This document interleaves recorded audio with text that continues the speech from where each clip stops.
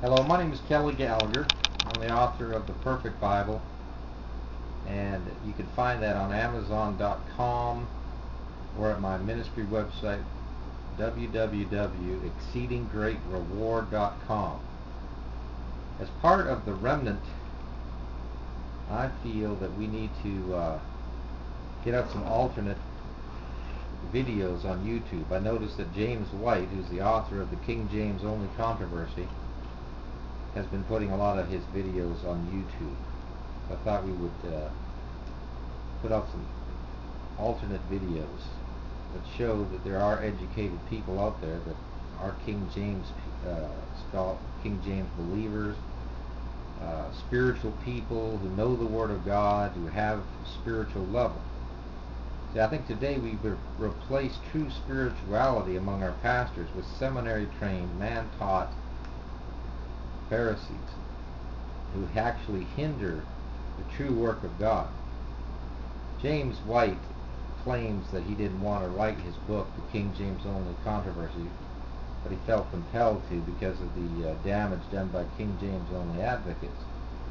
Some of the King James Only advocates, I would agree, are doing some damage, but most of them are those who believe that God is telling the truth and are not willing to say that Jesus Christ is a liar when he said that not one jot or tittle would fail of the law till all things be fulfilled.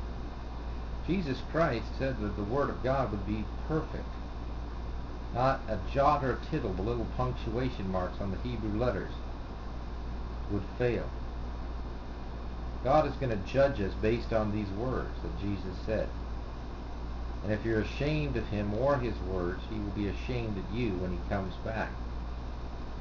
I've also written two other books called Church in the Wilderness and Revelation for the 21st Century, a verse-by-verse commentary on the book of Revelation. The website exceedinggreatreward.com and the Unknown Soldier Ministry has many hours of audio from our home Bible studies. I'm a pastor of a home church, part of the home church movement. And if you are struggling to find some good fellowship, I would recommend getting in touch with me. My email is kpatrick, the letter K and then Patrick at airmail.net, and I'll get you in touch with the remnant. I would like to fellowship with the remnant. The word remnant in Hebrew, sabach, means survivor of a slaughter. And the church is being slaughtered by heresy, by new versions, by a pseudo-revival of false prophets, false anointings. It's getting hard to find people that are spirit-led, spirit-taught, pastors who in fulfillment of Jeremiah 3:15 will feed God's people with wisdom and knowledge, rather than man-taught, seminary-taught error and arrogance. In my book, I talk about some of the history of the corruptors of the Bible, all the way back to people who were around in the days of the apostles. Paul warned about them in Acts chapter 20, that there would be grievous wolves coming in among the flock. See, now Satan uses Christians and they appear among the flock. Hort and Westcott in 1881 appeared to be good Anglican Christians, not Roman Catholics, but they were Roman Catholic in their theology, and they spent 30 years behind the scenes corrupting the Greek text. The history of that conspiracy of Satan is very interesting to me. It definitely is a conspiracy of Satan among educated men. Jesus said that which is highly esteemed among men is an abomination in the sight of God. If you really want the truth, you're going to have to find it among people like myself who are unknown to this world. Not James White, who has the applause of having a doctorate in theology and being a published author and being on John Ankerberg shows and many debates. I believe he's been given a position on the NASB, New American Standard Committee, and so he is got his reward, in my opinion. He is an agent of Satan to help promote the idea of these new versions as being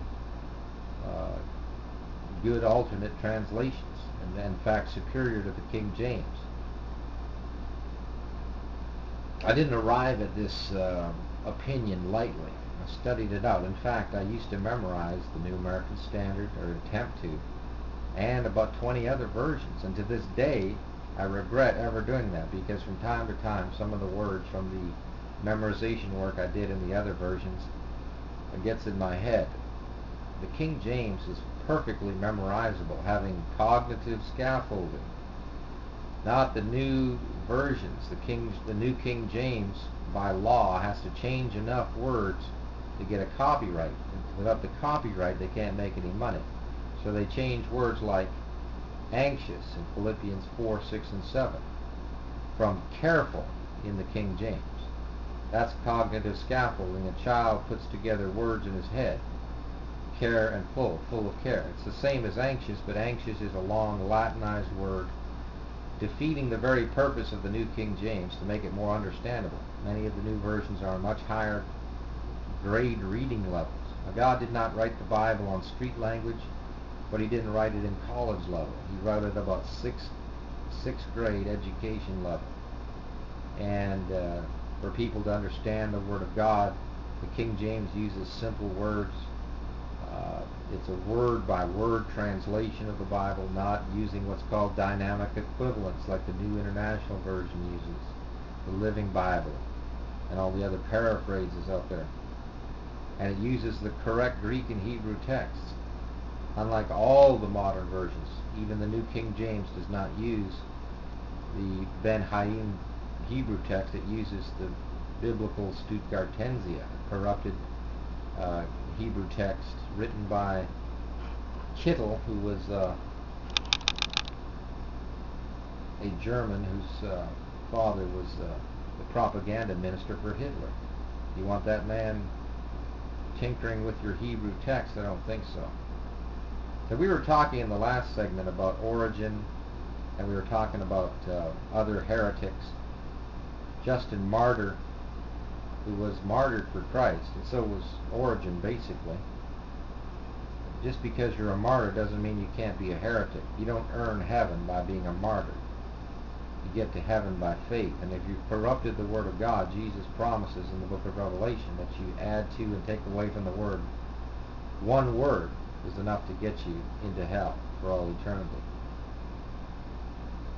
Justin Martyr taught the doctrine of the eternally begotten Son, which is accepted by most, even James White, who wrote a book on the Trinity. And he's promoting the false Trinity of the Roman Catholic Church. Never in the Bible was Jesus begotten before he was born on earth. Whenever it talks about the Son, you've got to be referring to the human Jesus. Otherwise, you've got the Son who is less than the Father, and you've got a Son that doesn't know some things. Jesus didn't know the day of his own return, for example. In the next segment, I'll go further into some of the heresies and corruptions by these so-called scholars of old and modern, like James White. Thank you for listening.